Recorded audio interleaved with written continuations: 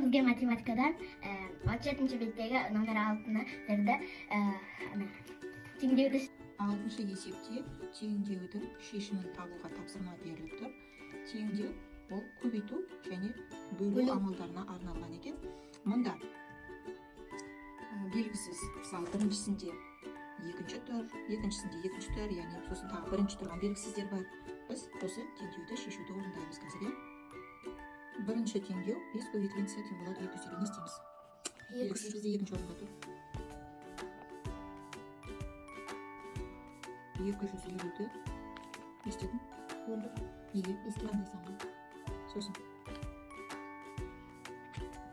50-ді сосын тексереміз.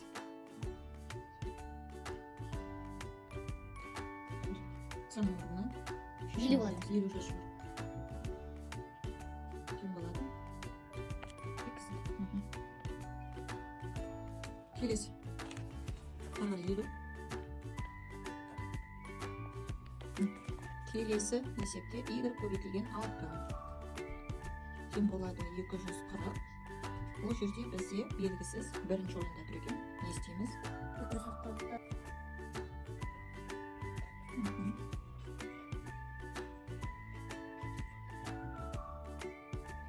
40-ты 6-ға көбейтеміз, тең болады